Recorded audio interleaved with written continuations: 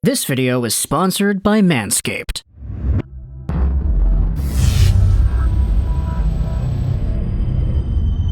Before anybody goes down there in the comments and says, "Oh, Lego, you're clickbaiting us again, man. You're just trying to maximize your views, try to get more money, because you're a nasty-hearted YouTuber who doesn't care about us, you only care about making money." This topic is a topic that, I know you're thinking about this. Everybody who even remotely understands what happened 2 days ago is thinking about this. It's a thought that has kind of just floated around there. It's not really something that people are exploring too deeply because of how ridiculous it is, but I know you're thinking about it. And because I'm not the news, I'm not a journalist or whatever, I'm just a guy talking about whatever it is he feels is interesting enough to talk about, we're going to talk about this idea here. And I'm not just going to pull it out of thin air or whatever, I'm going to take a look at some other things that we've seen in the past, especially from 2 years ago, that could support, I don't know if support's the right word, maybe just reinforce the necessity of talking about this kind of topic. So we're talking today about the Edmonton Oilers, we're talking about their captain, Connor McDavid, and we're asking the question as to whether or not he would actually go out there and request a trade. Connor McDavid is the best player in the NHL when it comes to scoring points. He was at the top of the league this year by far, probably would have been the top of the league last year if he wasn't injured, and he's just all around, a generational hockey talent, and there isn't really anybody that can dispute that idea. So when it comes to the fact that McDavid has played for the Oilers, a team that has only played one playoff series victory in the entire tenure of Connor McDavid's career, and after what was an absolutely just ironic, it was so ironic how things ended off in his season, where he was undisputably the best player in the league. 100+ points in 56 games.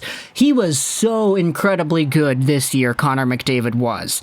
And to have all these records attached to his name with point-per-game numbers and having Leon Draisaitl as second in the league in points, to play a Winnipeg Jets team that was falling down the standings. They were crashing down towards the end of the 2021 season. And you play these guys as the higher seed.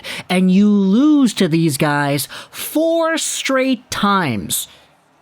There's an instance here that asks the question, man, Connor McDavid was taken right before Jack Eichel at the 2015 draft, and his career, that guy, Eichel, his entire career has been so interesting to unravel because of how much he has expressed that he is unhappy with his overall team's results. When is the time going to happen when we see Connor McDavid exhibit the same kind of thing? Well, let's go over to what Elliott Friedman said back in October of 2019.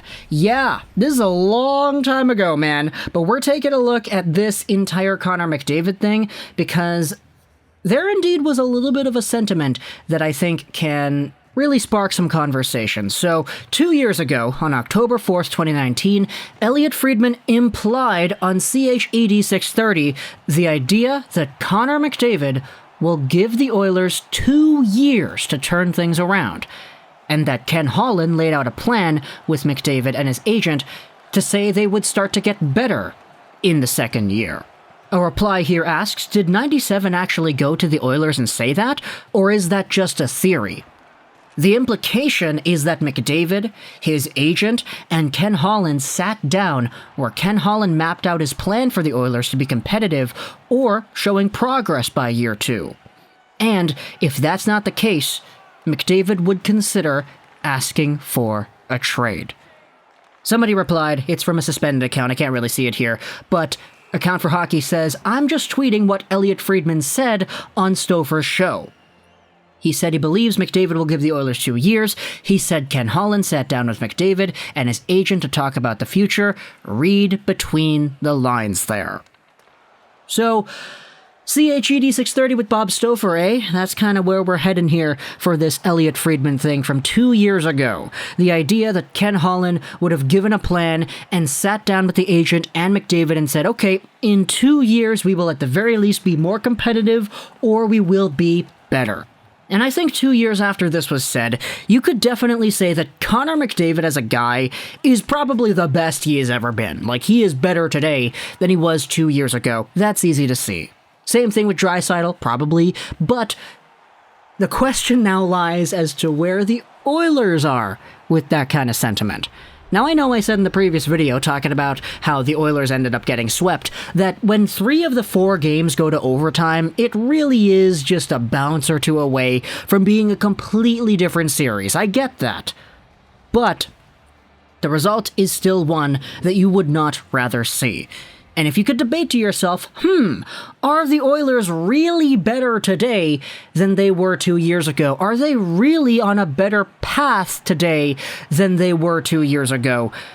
You really start to get the gears turning as to whether or not Connor McDavid is in a spot where his conditions for being a better hockey team in 2 years that were given out to him from Ken Holland are really being fulfilled. To dispute this notion, let's go over onto NHLTradeTalk.com, because there's an article here that I wanted to read out to you, why the Oilers and Connor McDavid trade talk is such a tired take. Before we read this though, a big word from our sponsor for today's video, Manscaped.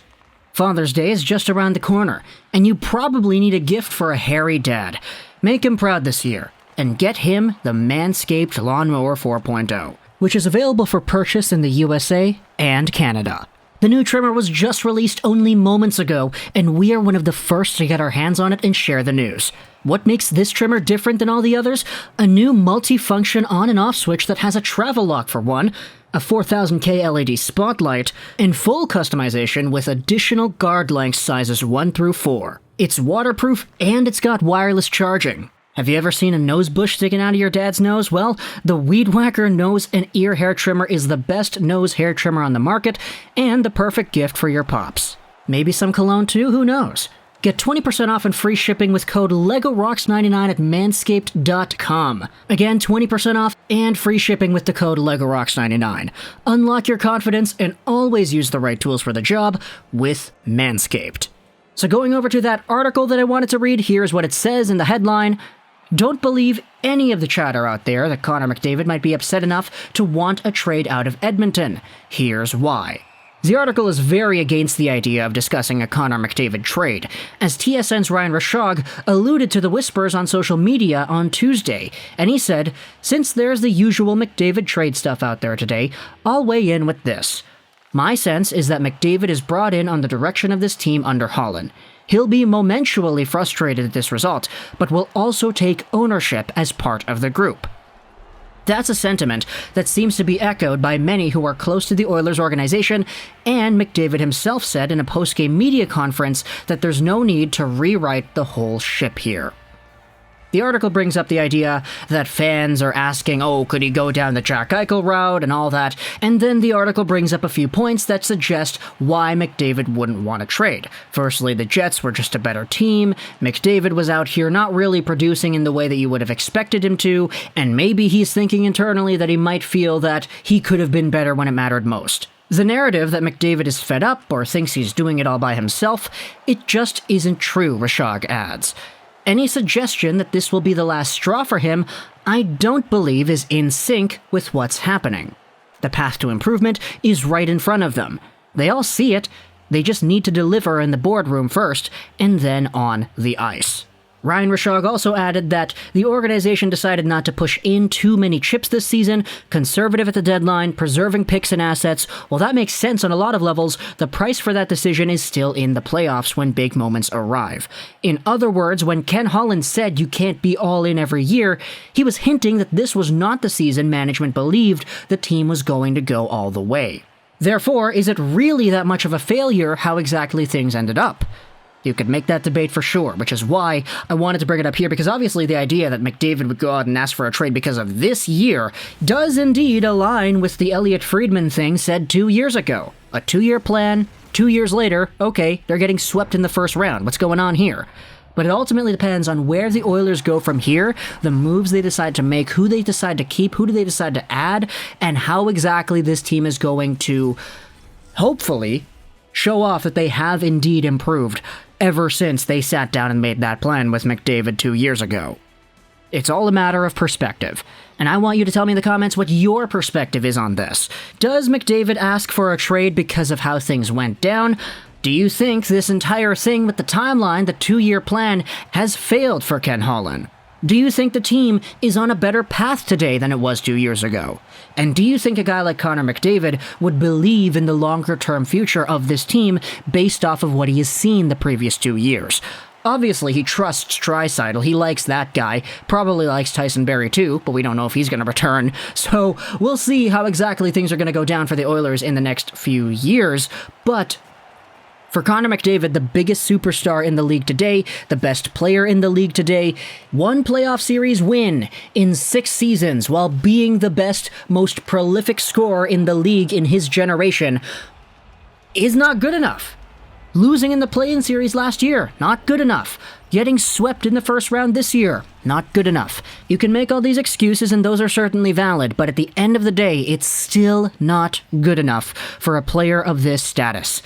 It's not like the NBA, I get that, where you can have one star player on your team and he can carry your team to a championship. Hockey's a lot more team-based than other sports are. But still, I wouldn't have projected Connor McDavid to have had this little playoff success back when he was being hyped up as being the next best thing in 2015 when he was drafted. So talk to me in the comments what you think. If you enjoyed this episode of 2099. And bye.